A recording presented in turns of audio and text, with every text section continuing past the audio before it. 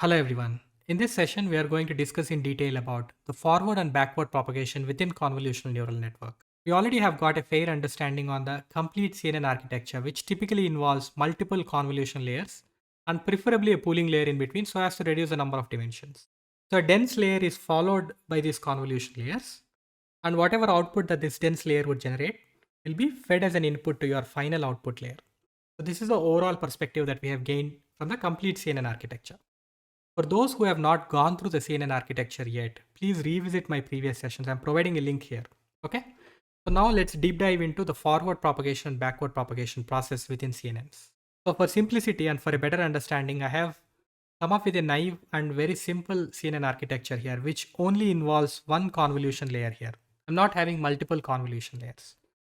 And I'm only having a two-dimensional kernel or filter here. I'm not having multiple filters also here in this particular example. And hence I do not observe multiple channels for my feature maps here. Since there is only one filter, I only observe one feature map here. The row stride and column stride that we have considered for the convolution operation is 1 here, and that's why we observe 48 by 48. So which takes on the formula of x minus m by stride length plus 1, comma y minus n by stride length plus 1, where x and y are nothing but the height and width of the input data, and m and n are nothing but the dimensions of your filter here.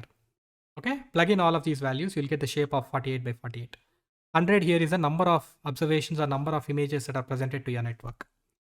Whatever output that you have generated, this feature map is being fed as an input to your activation function, which is a sigmoid function. So we typically have these activation functions in order to introduce non-linearity to the different features that you are planning to extract. Otherwise, multiple layers within your network will simply be linear combination of different inputs that you are observing, nothing apart from that. So now whatever output that we are generating, that is 48 by 48 for every image, needs to be flattened into a one-dimensional tensor and is presented to your fully connected layer. The fully connected layer will have specific number of neurons here. The number of weights are completely determined by the total number of elements that are present within your one-dimensional tensor here, right? There will be too many number of weights since the number of inputs within your 1D tensor here is going to be 48 multiplied by 48. We're not having any pooling layer, or we're not implementing global max pooling here in order to reduce the feature map dimensions here. Let's say that we are having 10 different feature maps of dimensions 48 by 48. So every two-dimensional feature map here is 48 by 48 and you have 10 such, right? So by implementing global max pooling, you will have one single scalar value for every two-dimensional feature map here. So now you will only have 10 different elements within your 1D tensor after applying global max pooling. So since the number of inputs now is greatly reduced, the number of weights associated with your fully connected layer also greatly reduces. So global max pooling is one such approach which is going to help us reduce the complexity within your network. Okay. I would also recommend you to revisit the pooling video so as to get a fair understanding about pooling as well. Cool. So now whatever output that this fully connected layer is generating, that is Z2, is being fed as an input to your output layer, which is your sigmoid function here. So sigma of Z2 is going to be my YA hat, which is also denoted as O here. So this is the overall perspective that we can gain for forward propagation. So one clear aspect that we need to understand here is what are the different model parameters that are involved within this network. And during back propagation, so what are the different gradients that we need to compute, and what are the different model parameters that we need to update within our optimization process is what we need to seek an understanding for. The first model parameter that we need to consider here is a filter. The filter is of shape 3 by 3 here. So there are 9 weights. The values within this particular filter are your weights here. There is one bias term always associated with each of these filters. Since we only have one filter, we'll have one bias here. There are 10 total model parameters that we can observe within your convolution layer 1. Similarly, you will have weights and biases within your fully connected layer as well. So these are different model parameters which we are planning to find values for, which we are planning to find optimal values for during your back propagation or during your optimization process as a whole. Now let's set this particular context and talk about back propagation a little bit. So whatever you are observing here, so whatever loss that you are observing, loss function that you are observing here within the output here may not be appropriate. Since you are observing a sigmoid activation function within your output layer, I would always look at considering binary cross entropy loss or log loss as a loss function and not a squared loss like we are observing here. But for the sake of better understanding, I did consider squared loss since it's technically correct. So technically you still can consider squared loss, but it's not a right practice or it's not a good loss function for us to consider while solving binary class problems. Okay. So whatever it is. So since we have considered this as loss function for demonstration purposes, okay, I need to find this derivative of loss with respect to a specific model parameter like W here. So derivative of loss with respect to W is what we need to find first. So during the back propagation, so there are multiple outputs here. In any given neural network, if you are looking at any specific output, the output is always a function of preceding layer's output. The output here, let's say that this is my output, which I'm calling it as out. So this is always a function of preceding layer's output, which is O, right? This again is a function of its preceding layer.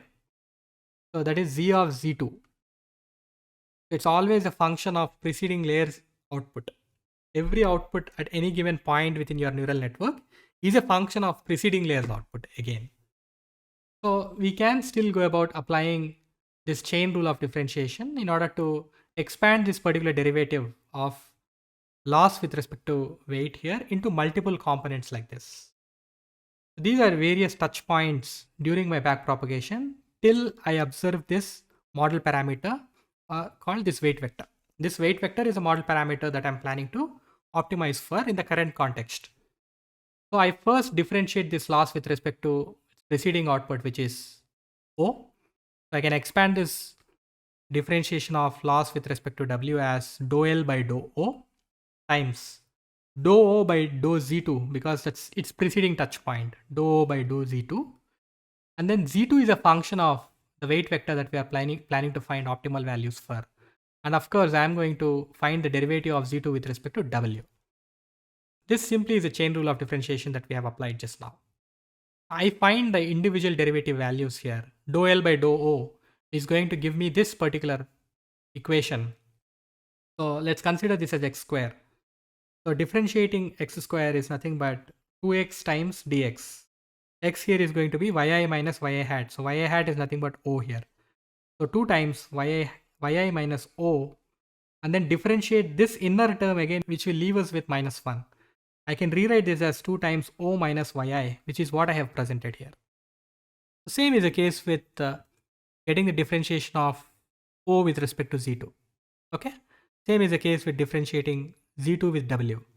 So differentiating Z2 with W is going to leave us with just H1, since this bias here is going to act as a constant.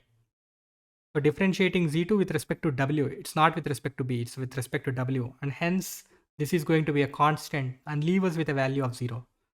Since W transpose, or since H1 here acts as a coefficient, H1 is retained as is.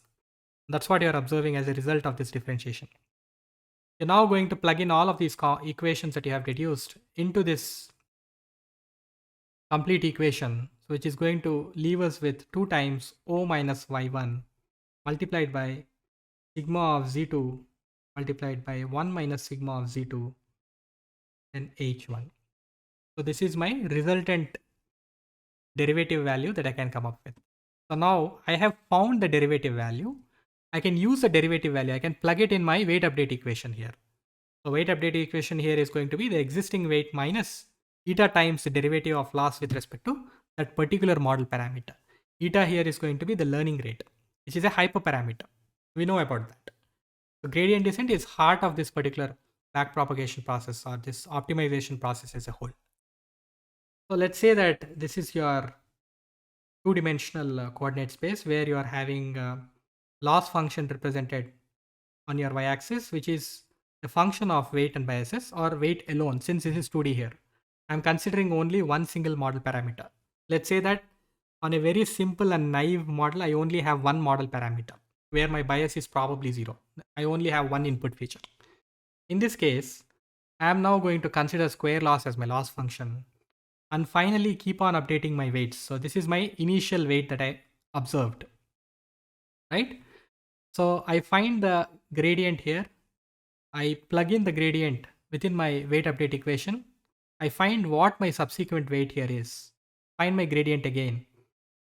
And then plug that particular gradient value within the parameter update equation. Find my weight again. I iteratively conduct this process. Keep on updating the weight till I observe minimal loss. Till I attain convergence. So this is my loss minima. And the corresponding value is the optimal value of W that I'm planning to obtain. Likewise, in this context of CNN, in this particular architecture, you are having multiple model parameters. Okay, you're having multiple model parameters. So now, using this backpropagation process within your optimization, you are now planning to find the optimal values for different model parameters. So one of the first exercise that you have conducted is to find the gradient of loss with respect to one of the model parameters, which is W. To take another step, you're now looking at finding the gradient of loss or derivative of loss with respect to f here. So f here is going to be another model parameter. It's a weight vector, right? So it's a weight matrix to be more precise. So this is a filter or kernel that we need to find the optimal value for. Correct? So now derivative of loss with respect to the filter or kernel function here is what we need to find for. So just by chain rule of differentiation again, I expand this dou L by dou F, that is derivative of loss with respect to F, into these different components, where I'm observing these outputs in my path within the back propagation that I'm conducting. So dou L by dou O, and then dou O by dou Z2, dou Z2 by dou H1, dou H1 by dou Z1. Since Z1 is a function of F, dou Z1 by dou F. That's what we are observing. These are different components. I find every individual derivative and I expressed all of these equations here. I plug in all of these equations in my final gradient value that I'm planning to find for. Use this value within the parameter update equation so as to obtain what my next kernel values could be. So this process is iterative again. I believe you have got the context here. So the optimization process that we are conducting typically involves iterative updation of your model parameters till you observe a minimal loss, right? And the last function that I have considered may not be appropriate since we are planning to solve this binary class classification problem here. So a binary cross entropy loss or log loss is more appropriate measure or loss function here. But we still can technically consider the squared loss for the sake of better understanding, for the sake of deriving these derivatives better. So I have considered squared loss here. Okay. So with whatever we have learned as a context, we are going to understand in detail on how we are going to solve a specific real world problem in our subsequent sessions to come. Thanks for watching.